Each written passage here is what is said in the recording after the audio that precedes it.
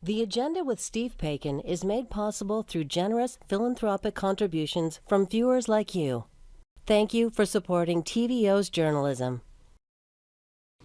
As Canada Day approaches, you're not alone if you're wondering what's to celebrate. Tonight, a big conversation asking, is the idea of Canada still strong enough to hold us together? First up, Ontario's capital city has a new mayor. We'll take a look at how and why it's chow time. It's Tuesday, June 27th, and that's next on The Agenda.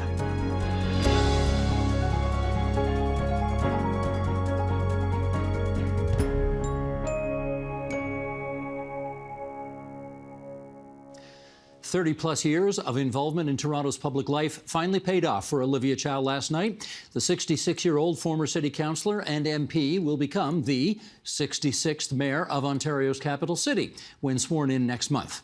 How did she do it, and what should the city expect next?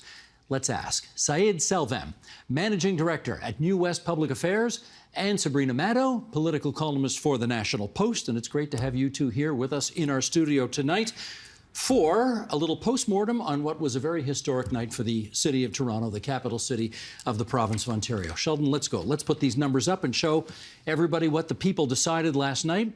39% turnout, not bad, all things considered. Olivia Chow, the winner, with almost 270,000 votes. That's 37% of the total vote. Anna Bailão made it close, but not close enough. She got 32.5% of the total vote. All the other candidates well back. Mark Saunders, not even 9%. Anthony Furey, strong showing at almost 5%. Josh Matlow, almost 5%. And then, of course, almost 100 other candidates coming after that. Let's just start very neutral, lean, and open-ended here. What do you think people said last night? I think ultimately people said that they wanted change, and Olivia represented change. Whether she will actually follow through when she's in office and deliver the results on that change is obviously yet to be seen, but there didn't seem to be another candidate that had a really bold vision or a marquee bold policy that could compete with her history of being a progressive candidate. So after 13 years of sort of center-right mayors, something different. That's what you saw. I'm not even sure that it was against the center-right, not even a left versus right dichotomy, but more people wanted someone who wasn't necessarily establishment, although I'd argue Olivia Chow is establishment, but she had this vibe, her campaign, her branding was anti-establishment, and historically she does have that sort of record. At the same time, she has very high name recognition. And I think ultimately people wanted someone who hasn't been in City Hall in a while, who has an outsider's perspective, who says that they know what it's like to be suffering economic pain and from all the various crises we have in the city right now. It's interesting, the city went for two outsiders in a row. John Tory was not on council when he won for mayor. Olivia Chow was not on council when she won for mayor. What do you think people said last night? I think Olivia Chow has that great name recognition, and she has that name recognition, though, because she's been in politics for so long. Look, Olivia is no slouch. She's somebody who is at community events. She's a hard campaigner. She's a hard worker. But at the end of the day, this is still 37% of voters who essentially voted in the election. There's still 63% of voters who did not vote for Olivia Chow. And that is going to be interesting in terms of the dynamic going forward. Are you saying there's something illegitimate about her victory, given that she's so far off getting the majority of the votes? No, I'd say that this is just the nature of the system that we work in, the first past the post system, and she was first past the post, so it makes sense. And here's a shameless plug for ranked ballots, but I think those contribute to better outcomes and more democratic outcomes. You can make the shameless plug, and that's exactly where I was going to go next, because Sabrina, we didn't have ranked ballots in the city of Toronto for this election because the Premier, in his wisdom, decided to get rid of it. And he therefore got the one candidate winning that he didn't want to see win. How do you think he feels today? Maybe he has some regrets. The outcome was quite ironic. It's true. I think that when you're dealing with a municipal election that operates outside of a party system, a ranked ballot has a lot of pluses, and it really helps voters, I think, ensure that their voice is heard, rather than having to make their way through 102 candidates like they did this election. If they'd gone with ranked ballots, say, what do you think? I mean, the book on Chow was that she had a lane to herself and she had a decent ceiling, but very little growth potential. If we'd had ranked ballots, do you think she'd still have won?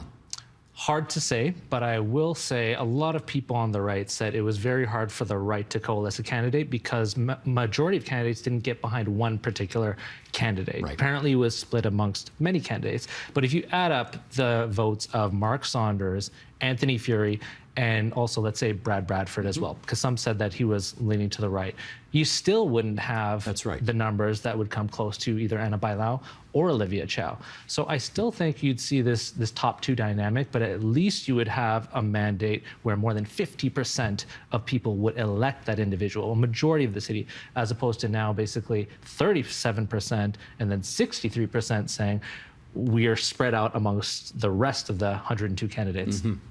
As we try to think about why she won, and I was one of a number of observers of this whole thing who thought that she ran a fairly lackluster campaign that had very little sis boom ba and very little specificity when it came to policy. I want to share this story. I got an email this morning from a former Toronto City Councillor who said that he saw about a dozen older Chinese women coming to vote at the polling station where he was voting. And when he asked who you voting for, they all said Chow. And he said, why? And they said, she's one of us. How important was that to the verdict?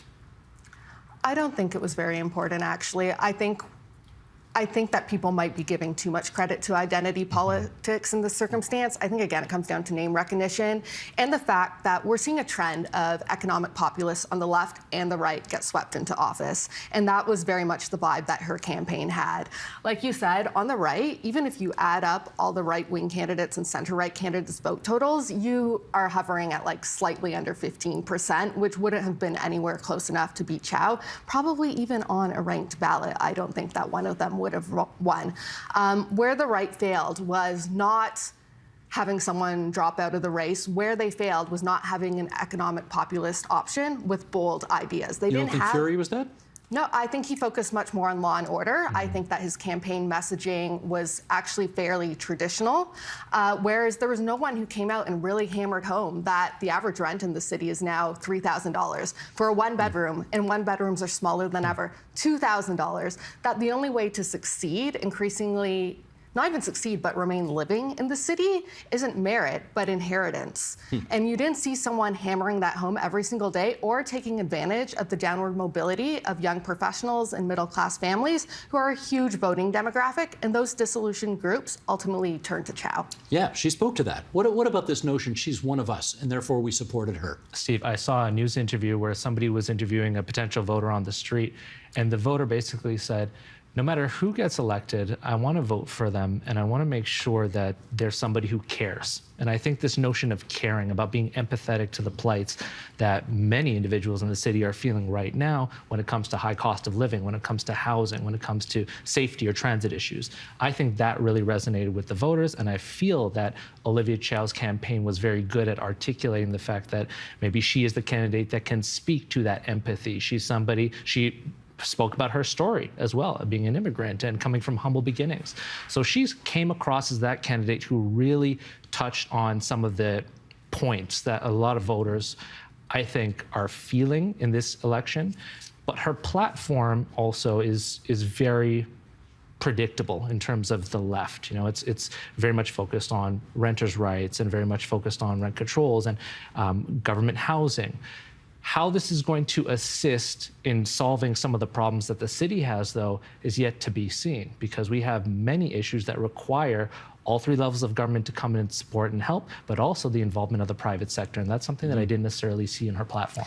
Let me follow up with you, Syed, on this. I mentioned off the top that it's a very historic election, in part because, and I don't mean this in a pejorative way, but John Tory really did evoke kind of family compact, old Toronto, very establishment, very WASP. And I look at the leaderboard here, Olivia Chow, Ana Bailão, Mark Saunders, none of them born in Canada. Chow and Bailão coming to Canada as teenagers and really having to learn a second language, Saunders being born in London, UK to Jamaican parents. And I don't know, like, to me, that's awfully cool. What do you think that says about the city right now? I think it's cool, and it definitely shows that there's openness to difference and diversity. But to the point that you made as well, I think a lot of this was about name recognition and the power of the campaigns. These were just the candidates that were able to put their names forward and also organize effectively. Olivia Chow had very strong union support. So did Ana Bailão, who was also backed by a bit of the Tory machine as well. And then Saunders, who basically had the premier support. So I think that these were the folks who put themselves forward at this particular time in history. They happened to be, former newcomers and immigrants who really did well for themselves. And of course, it's inspiring. It's something that we all can be very proud of, especially in a city like Toronto. But I think many immigrants and newcomers are also waiting to see, okay, how does this translate into actual action and actual change on the ground? Sure. I want to talk endorsements. Doug Ford famously said he was going to stay out of the race, and then he came out for Mark Saunders late in the race, had a Saunders sign on his lawn. Nobody expected John Tory to get involved in this campaign, and yet in the dying days, he came out and endorsed Bailão. The gap got closed significantly between Chow and Bailão in the dying days, okay? Ended up at 4.5%. It was 10 or 15 points, maybe even 20 before that. Ford's bump for Saunders was zilch. What do we infer from all that? I think ultimately what we can infer is that neither of those candidates were inspiring enough without the endorsements. In terms of Ford's bump not being enough, ultimately the momentum swung in favor of Ana for the anti-Chow crowd.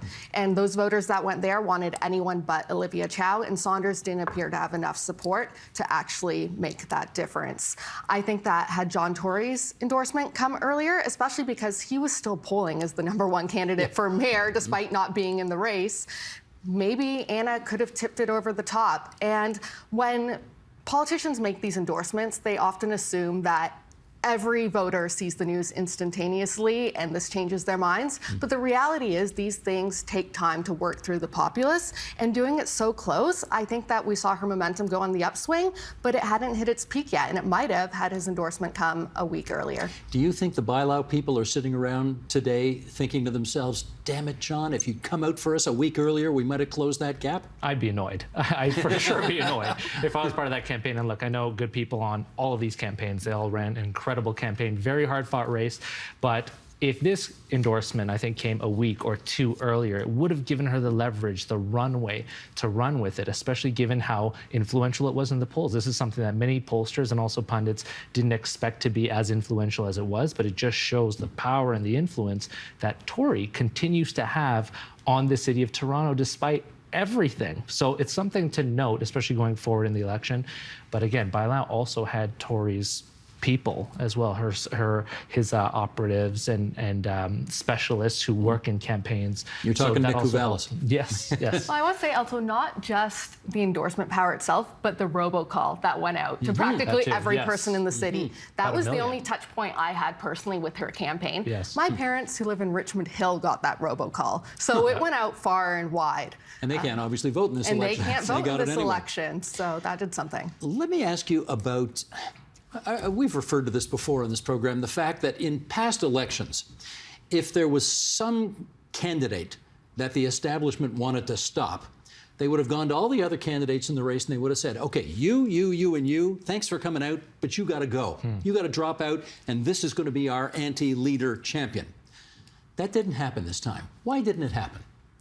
I think because of the perception that the race was so up for grabs, with it being a surprise election, last minute, we knew someone was going to win without that huge of a percentage of the electorate. There were even talks of someone winning with 15%, depending on turnout, especially. So I think because those that entered really thought they all had a chance, no one was really willing to drop out. Also, there can be candidates in a campaign for other motives, whether it's bolstering their personal image, looking for an in on a job after the fact. It's hard to say what the motivations really were, but ultimately, yeah, no one was willing to get behind the right team. And look, this also happened to me when I ran for office in 2014. I was told by a few in progressive circles. Just remind people, where'd you run and where? So I ran in Davenport in 2014 for city council, and I was told to stand down because, it wasn't my turn yet, and that I may split the vote. So these are common conversations that happen behind the scenes, but at the city level, there is less of an incentive to stand down because when a mayor becomes mayor, it's not like they have a cabinet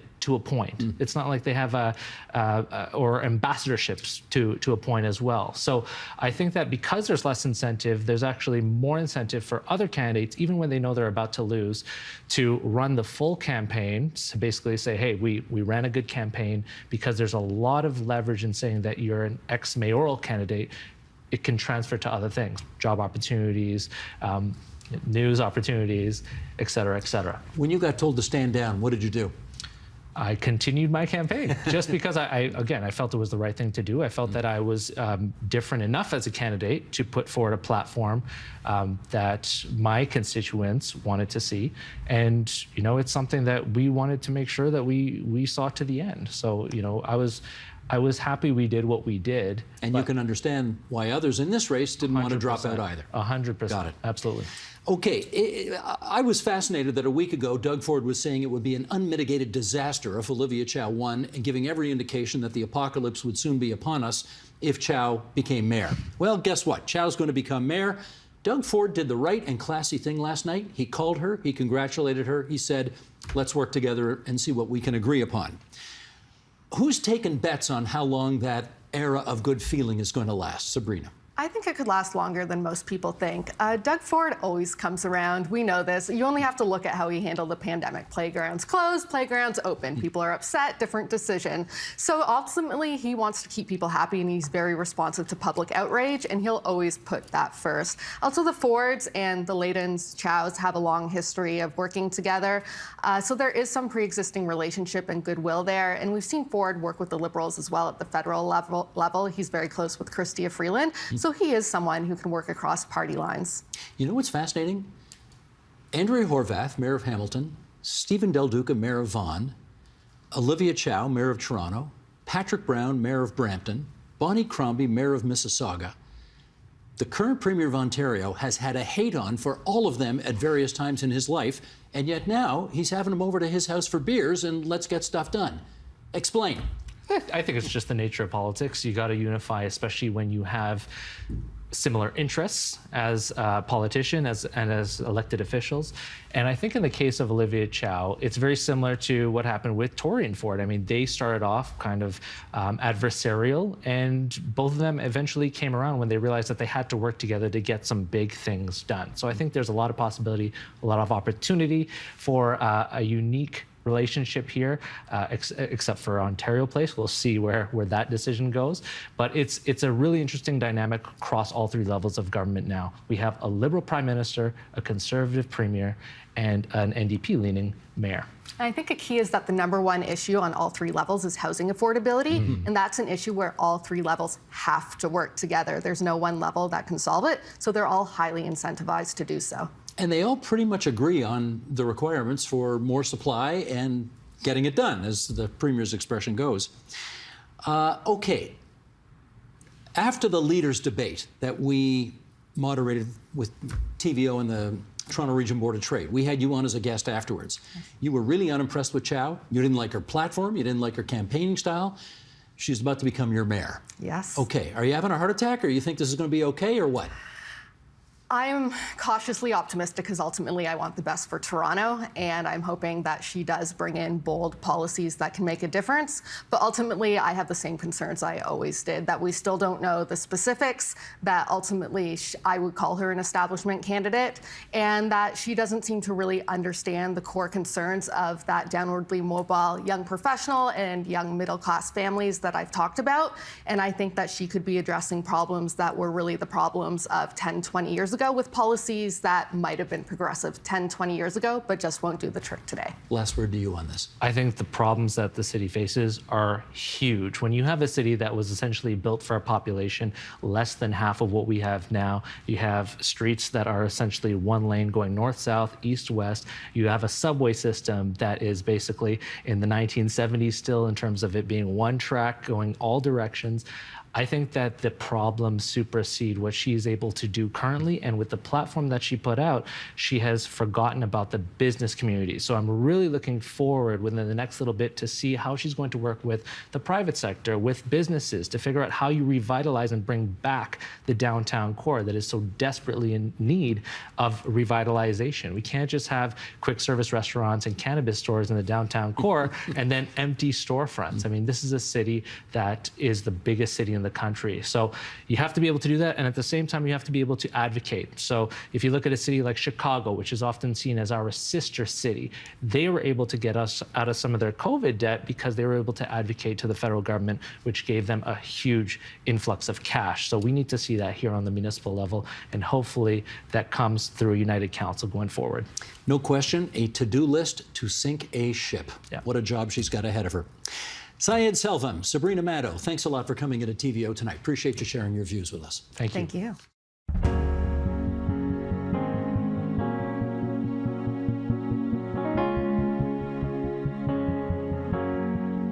Contemplating whether there's such a thing as a Canadian identity and what it might be has been a national pastime probably for as long as Canada has existed. And there's no way to talk about Canada or Canadian politics without taking regionalism into account. None of this is new, but amid pressures or circumstances such as extreme polarization, could that malleable idea of Canada become too weak to hold all together? Let's consider that with, in Oxford, UK, Margaret Macmillan, author and Emerita Professor of International History at the University of Oxford and the University of Toronto. On De Courcey Island in British Columbia, Ken Coates, Canada Research Chair in Regional Innovation at the University of Saskatchewan. In the nation's capital, Paul Wells, author of An Emergency in Ottawa, the story of the Convoy Commission, and whose writing can be found at paulwells.substack.com. Also, Akash Maharaj, Ambassador at Large for the Global Organization of Parliamentarians Against Corruption. He's also a Senior Fellow at the Munk School of Global Affairs and Public Policy at the U of T. And here in our studio, Daniel Bernhardt, CEO of the Institute for Canadian Citizenship, and Lydia Perovich, author of Lost in Canada, An Immigrant's Second Thoughts, who also writes at longplay.substack.com. And we are thrilled to welcome the cast of Ben-Hur for tonight's program here at TVO. We like to give credit where it's due, and we're going to tell Ken right off the top that the idea for this show came from a column you wrote last year, and it contained this paragraph, and I'm going to share it with our viewers and listeners now, and then we will chat.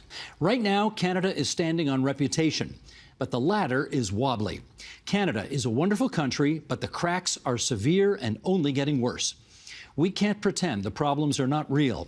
The rising anger in Western Canada, frustrations among Indigenous peoples, profound sense of abandonment in rural areas, and Quebec's growing distance from the rest of the country are signs of a nation without a center, a purpose, or a plan for the future. Ken, you wrote that last August. I wonder if anything's changed in the intervening months to make you slightly more optimistic about where Canada's at today. I'd actually be sad to say significantly more pessimistic. I don't think the last 6 months have been very, very good for Canada. I think we're seeing some real sort of challenges in terms of our national integrity. This idea that there's an idea of Canada is something I grew up with in the 70s and the 80s, and sort of going through all the political turmoil of that time. And everybody was getting all excited about what is Canada and how does it work, and multiculturalism and immigration, and all those kinds of things. I think we've actually got a bit of a turning point now, and the whole world is going through a lot of changes. You know, Finland's going through some of these challenges, same with Norway, same with Japan.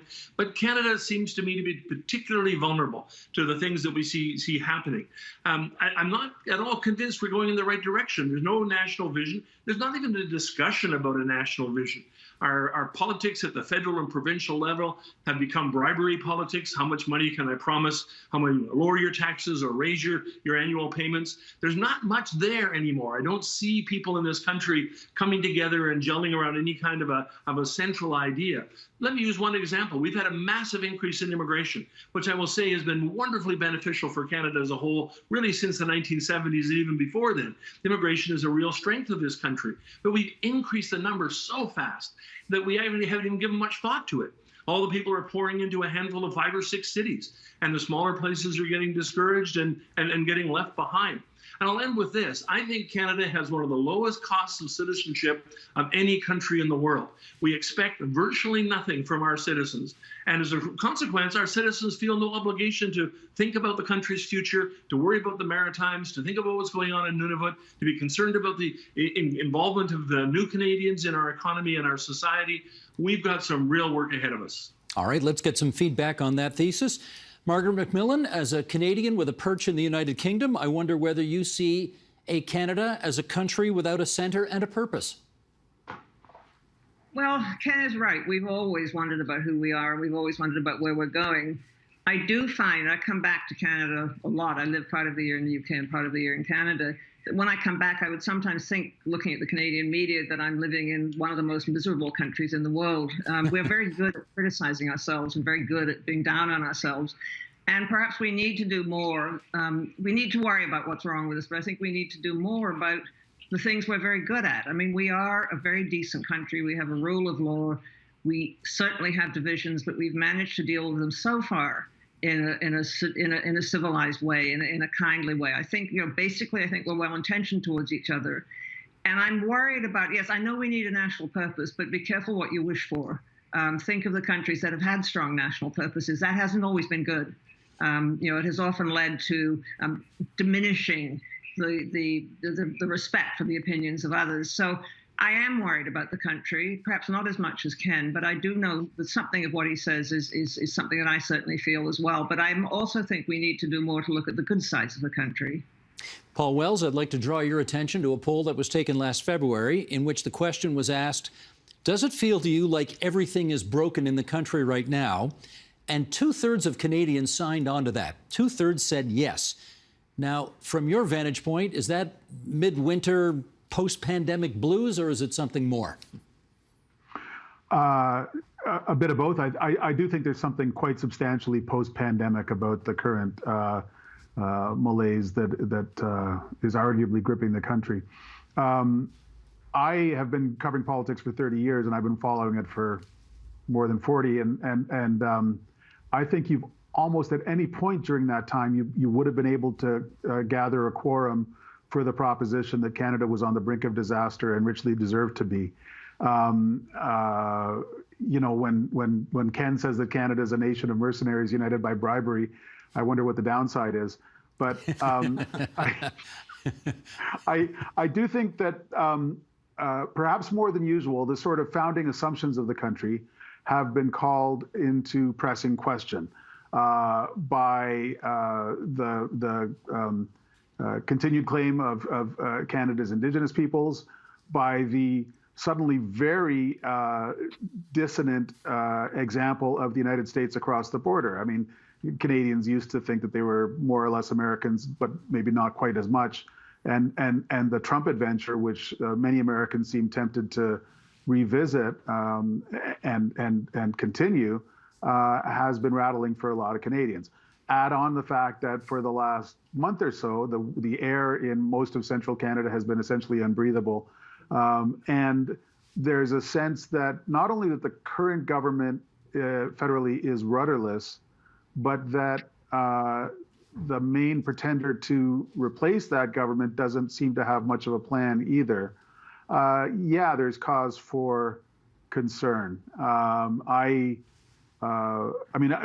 We're heading towards Canada Day. I wonder who would celebrate Canada Day, except in the sort of emptiest flag-waving sense. And if anyone plans a sort of a more robust commemoration of the national holiday, I wonder what the content of their argument would be. Daniel, you represent the Institute for Canadian Citizenship, so I'm going to ask you about citizenship, because you caused a bit of a commotion a while back when you published StatsCan numbers showing a 40% decline in the uptake of Canadian citizenship over the last couple of decades. So I wonder if you think Canada is somehow a less attractive country of which to be a citizen these days. Well, I mean, the data suggests that that is increasingly the view among immigrants to Canada. I think that immigrants serve a helpful purpose as being a mirror onto our society, people who've come from someplace else, and say, is this a place I want to be? Is this a team I want to be on? by that standard, I think we're definitely seeing a decline. But I think we're also part of global trends. And to some of the points that were very eloquently made earlier, and I won't dare to try to repeat them, this has been a phenomenon that Canada's been struggling with for a long time. We're a big country that's tried to create a unity of purpose across great distance. And some of the institutions by which we've tried to do that, like the CBC, for example, have greatly diminished as part of a general trend in media environment across the world. So I think that there are definitely challenges, but what I would say from newcomers and to bring perhaps a glimmer of hope into this whole discussion is that while the attitudes of people who are arriving here are perhaps not so great, their reflection or their view of Canada is not so great, the number of people who continue to come and seek out a better life in Canada is only going up. And so we do have this great source of potential of extremely talented people who are fleeing other parts of the world, either by choice or by necessity. Canada remains an extremely desirable place for them to come, and the possible benefits that Canada can derive from putting this talent to its fullest and maximal use as Canadian citizens is immense. So I think we still have great potential, and whatever problems we have, there is great raw material by which to fix it. For more on that, check your column in the Globe and Mail, in which you discuss these very issues. Let's, Lydia, turn to you next. You've got a book out called Lost in Canada, and it has this paragraph in its pages. Over the last 5 years in particular, people running Canadian cultural institutions and media have put all their chips on irreconcilable differences. There's no Canada for all, no political cause for all, and no arts for all. What are the irreconcilable differences that you're referencing there in a no Canada for all? I will get to that, but I just wanted to remind people there are a couple of sets of problems that immigrants face when they come here. Some are old. The regionalism story is very old. The economic challenges are very old. Some professions are closed to immigrants completely. They'd have to go through the local education. Some are all too open. Locals don't want to be PSWs and pick fruit and so on. But I think what's happened in the last 5 or 6 years, it's something completely new, which is I think Canada has abandoned optimism about its own project. And it's the question of belonging, it's the question of culture, and that matters to immigrants as well. Like, what am I belonging to? Why am I here? Like, what's the meaning of me being here? And what we're offered now is overemphasis on ethnic differences, like all the ethnic minorities, that's now extremely important to emphasize. But what's, I think, it's heartening is the difference between settler and indigenous that something that I haven't witnessed before. And the question is now, the big conversation is whether these two can be somehow reconciled. And if we have two phantom states jostling for sovereignty, it's a little bit, I mean, when somebody, I don't know, from the Balkans comes here, a Trini, a Tamil, a Nigerian, we come, it's a very complicated process, you get citizenship. And what do we do now? Well, it's reconciliation and it's decolonization, these two really strange concepts that we kind of inherit, and that's apparently our project now. And that you feel you have no responsibility for? Not really. I don't think sin is inherited. I don't think it's collective, it's individual. But I mean, do we inherit sins? It's like vaguely religious notion of expiating for something continuously. And it's two groups, two blobs that are continuously reconciling. And I don't think it's a good foundation for a country. More on this to come. Akash, I've got a few numbers I want to throw your way. I'll ask our director, Sheldon Osmond, to bring up this graphic, and I will share this with those listening on podcast. By the year 2041, 50% of Canadians will be made up of immigrants and their children. 1 in 4 Canadians will be born in Asia and Africa. 2 in 5 Canadians will be part of a so-called racialized group. Question: does Canada have a sufficiently compelling story of itself to be able to make the new waves of immigrants feel at home here? I think it does, and I'm going to decline to join the Congress of Woe of some of my colleagues. I'm still very optimistic about our country and about our prospects for the future. Although those numbers that you've quoted will take hold, are projected to take hold by 2041, it's already the case that our country has not had replacement level fertility since 1971. For more than half a century, our population growth, our population stability has been based almost entirely on immigration. And we have held together through that. I don't see the differences that these changes are bringing about as being a source of weakness. I do think it means that as a country, we have to become better at drawing our strength from those differences. If one compares ourselves to old world states who are bound together by a common ethnicity, a common language, a common faith, that is not part of Canada's story, and really it never has been. We are a country, given the vastness of our land and the sparseness of our population, that has existed in defiance of some of the worst conspiracies of both man and nature. We've always been held together instead by a set of common political values and by a conviction that we are one people. That conviction requires work. It requires a political class and a population that is willing to constantly revisit the question of what are those political values? What is it that makes us Canadians? I think that we err, though, when we hope to see that leadership coming from the centre or from the people who rule our country. If that was ever the case, that's not the case now. It's unlikely to be the case in the future. And if many Canadians believe that we are too often ruled by the corrupt, by the imbecilic, that is because we have a habit of too often electing the corrupt and the imbecilic. If we want to have a stronger country and if we want to have a better country, fundamentally, we have to become a better people. And that is up to us as a society, not up to those who govern us. I'm tempted to get you to name names when it comes to the imbecilic and corrupt, but no, maybe we'll leave that for another program. But Paul Wells, I'm going to come back to you. Clearly, your doomsday prophesying as a member of the media hasn't worked on Akash Maharaj, so maybe take a second kick at it. What are you seeing that he's not seeing that makes you so much less bullish on the country at the moment? I mean, I'm wondering whether I over-egged the custard in my opening remarks because, look, Jean Chrétien in an earlier and more naive time used to end every speech by saying there's millions of people around the world who would sell whatever they had to share our supposed miseries. And I think there's a lot to it. But, I mean, at this time of year, around July 1st, large numbers of Canadians used to be in more of a mood to say, look, whatever the current problem is, at least we agree on the project. And I think that's been rattled recently, largely by the sort of epoch of reconciliation that Lydia talks about, but also by kind of increasingly urgent claims from the populist resource-producing regions of the country, and the sort of constant cavalcade of crap that we all suffer from social media, which is a distraction, which discourages from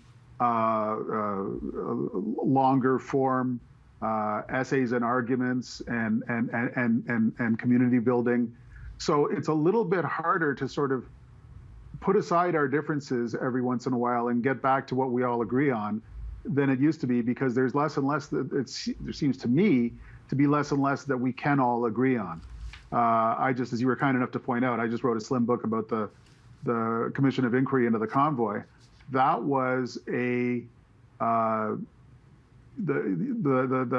public hearings of that commission were a sort of a 16-ring dialogue of the deaf, and I believe that in that sense, it only acted out what's going on pretty much all the time in this country these days. Well, let's talk a little marriage and divorce. And for that, I'm going to go to Margaret Macmillan, because you are in the spot that invented the word Brexit. And that happened 7 years ago, and the start of many. We just recently had something here called Megxit, which was the city of Mississauga leaving Peel Region. The Brits started something there. Are there any lessons in Brexit that you think Canada needs to take attention to now? Yes, I do. I mean, I don't think Canada is going to leave large organizations at the moment.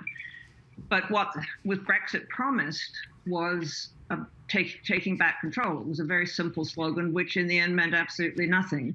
And I think there is a real danger. I think we have political leaders, and I think we need to think about our political leaders. I won't agree they're all corrupt and imbecilic, but we have political leaders who are pandering, I think, to populist whims, are not providing the sort of leadership that we need.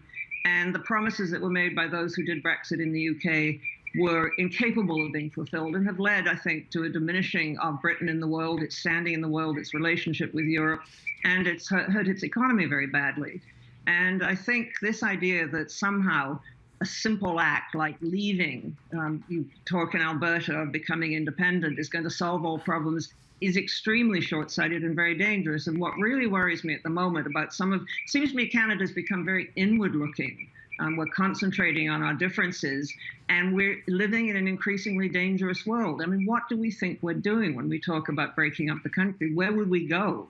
Would bits of us become part of the United States? Would bits of us become part of China? You know, it seems to me that we are not thinking seriously in a sustained way about the dangers that are out there, about the very difficult world that we're living in, an increasingly turbulent world in which democracies are increasingly under threat. And I think we need to be thinking about that. We need to remember what we have and what we have built in this country. You know, I'm all for looking at the past. I'm an historian. But if you only look at the past and see the evil that was done in the past, you're not building a future. You know, yes, we must acknowledge the bad things we did in the past, but we must also think to the future and also recognize that in some ways we have been a very successful and decent country. And that's what I worry about. You know, we are so down on ourselves that I think we're in danger of hollowing out our country and our confidence in it. Okay, you said a decent country, and Daniel, I'm going to take you to one of the founders of your organization, a guy named John Ralston Saul, who wrote a book called A Fair Country. He described Canada as a fair country, and he meant the double entendre. Fair as in just, but also fair as in not necessarily excellent, just fair. And I think he went on in that book to say Canada is actually a Métis country. I wonder, for example, the increased prevalence of land acknowledgements as an indication, perhaps, that he was seeing Canada in transition from the sort of English-French narrative that has made up so much of the previous 156 almost years of our history to a settler-indigenous relationship. Is that where it's at now? Well, if John were here, what would he say? Let me do my best. I think that what John would say is that Canadian history is longer than 160 years, and that we do ourselves a disservice to think about it being so short. If I recall the book correctly, which I did read, he talked about the early years of European settlement, where the Europeans, who are today politically dominant, were actually militarily, politically, economically, inferior to the indigenous population. There were no accounts of indigenous people in the hinterlands fleeing to join the coureurs de bois. It was the other way around. The Europeans decided that, you know, these indigenous folks were warm and well-fed and living long, and they were starving and freezing. And so the history is longer than perhaps we acknowledge. So I think John's view is that these things kind of come and go, and this interplay between indigenous peoples, plural, and their relationships with each other, and then the Europeans coming in, it's a messy thing, and that act of compromise has been part of Canada's history for a long time.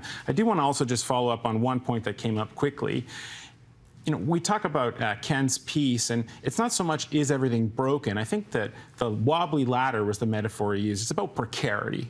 It's not about is everything so bad. It's about, well, we enjoy a pretty good standard of living. Is that going to continue? And on the issue of a national purpose or serious discussion, we see this from newcomers a lot. They say, look, there are parts of the country that are burning and flooding at the same time.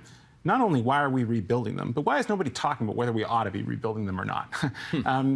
We come from parts of the world where they're contemplating what to do when the sea rises and the biggest cities, you know, are submerged. So I think that there is a sense that we're seeing now from people coming to the country from the outside that the future of the country is not damned, but it's uncertain.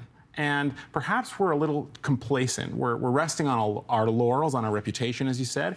And I think there is a desire and perhaps an energy that's coming from the outside that will force us to do this, to say, what is the plan? Not necessarily a national unifying ideology or purpose, like Margaret was warning us against, quite wisely so, I think, but just these big issues. What's our position? And to the point that Paul raised, we seem reluctant to take one or even to open up the discussion that could lead to one, contested though it may be. There's this sort of just bickering that's taken hold of social media of civil society. And I think that's kind of where the ladder is teetering and where we ought to be concerned. Well, okay, Ken, I'm going to bring you back in at this point because the current Prime Minister, of course, famously said about 8 years ago that Canada is the world's first post-national state without a core identity and no mainstream. If that's true, is your quest for markers of nationhood misplaced?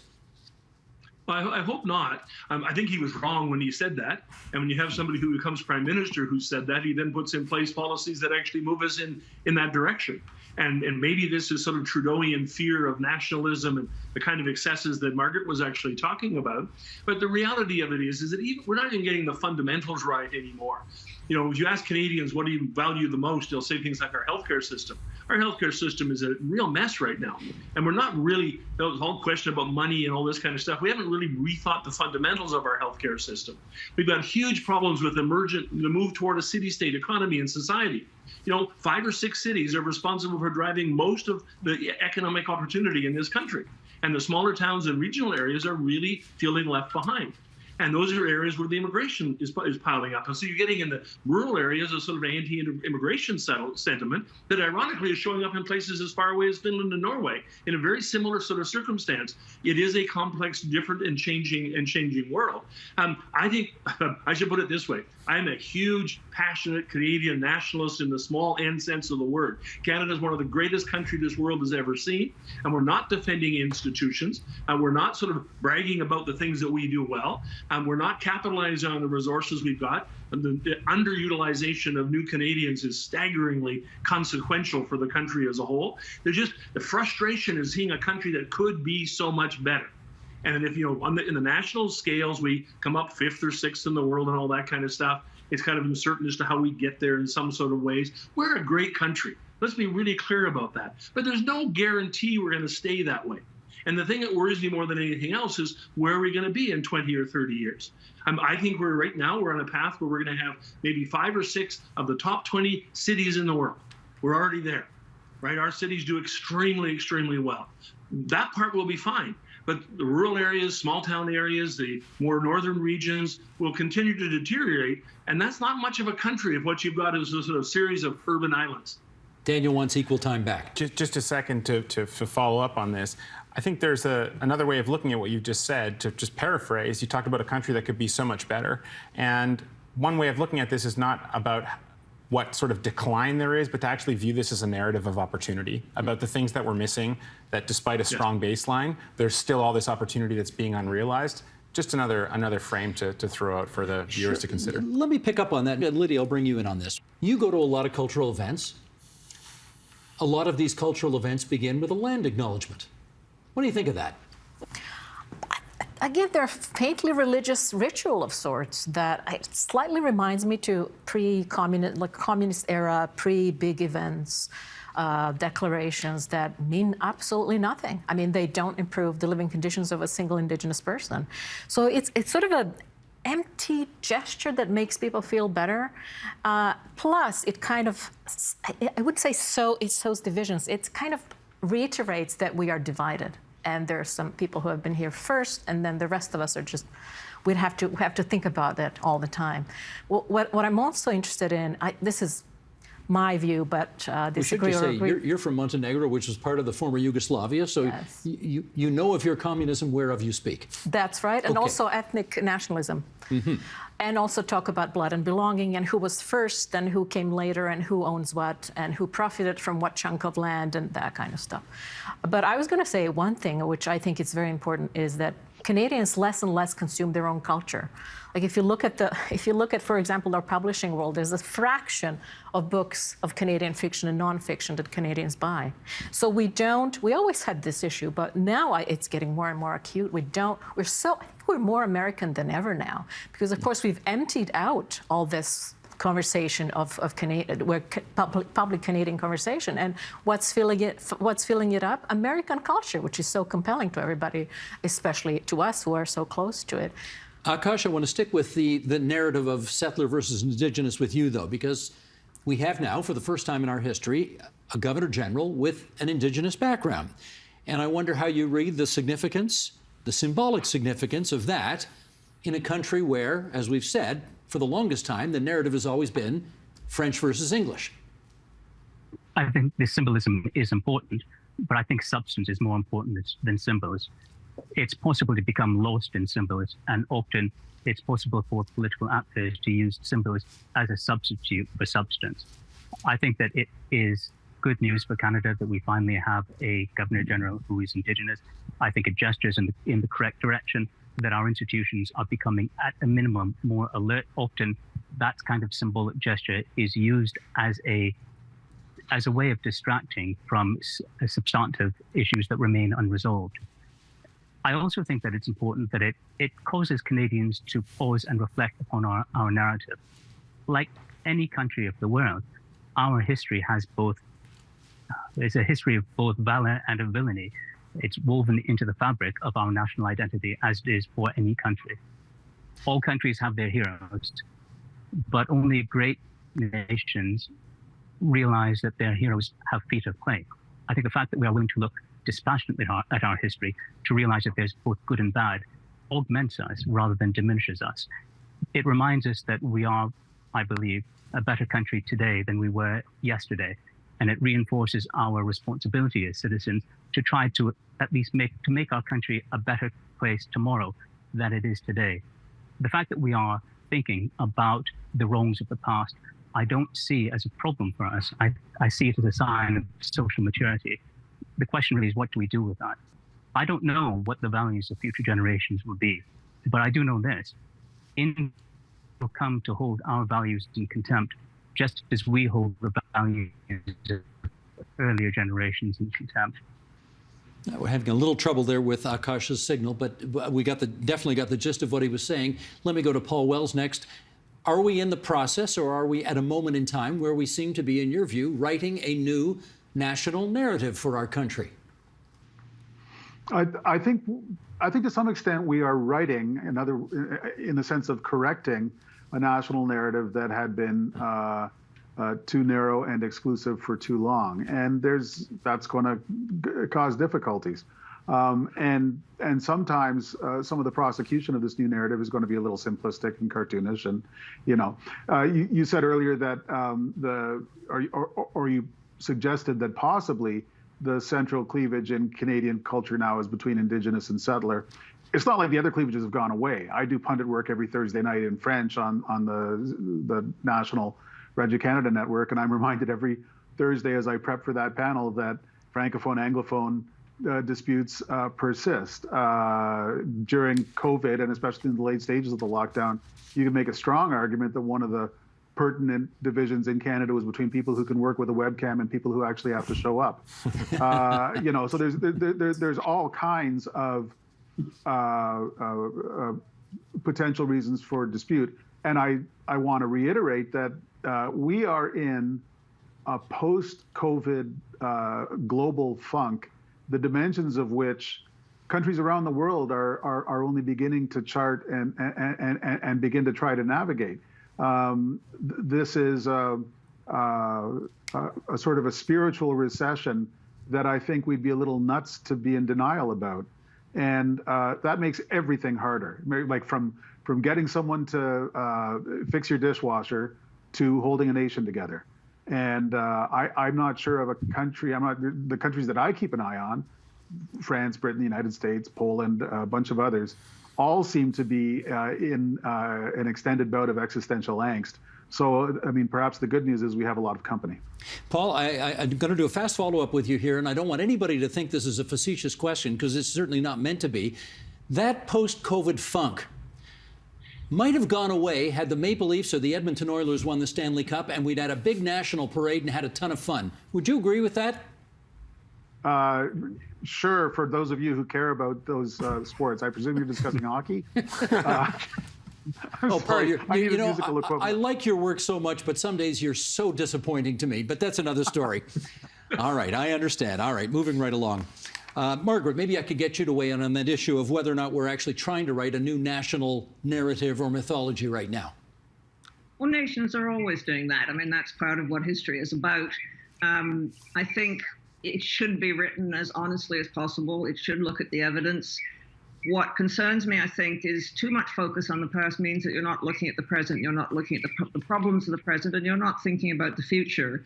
And if you look at the past only to search for what we did wrong, of course you can find examples of it, just as you can find examples on the other side. We shouldn't be looking at the past to find only what we did right. I think what we need to do is approach the past with a sense of openness, with a sense of humility. Yes, they made mistakes and they did awful things, and we're doing the same.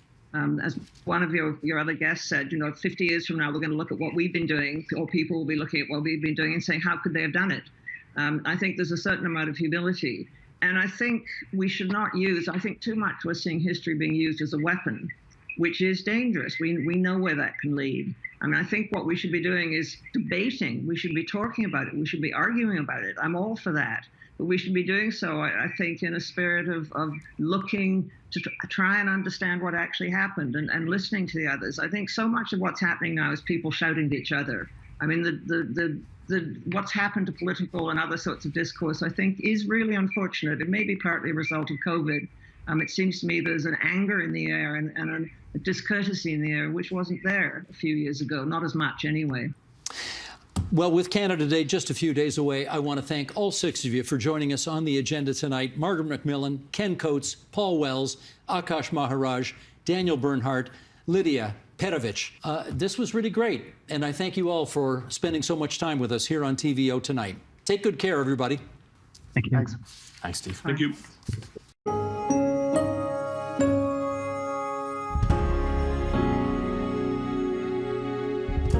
And that is the agenda for Tuesday, June 27th, 2023. Tomorrow, we'll get advice from Barbara Robinson, better known as the Sewer Lady, on how to avoid flooding at this time of year.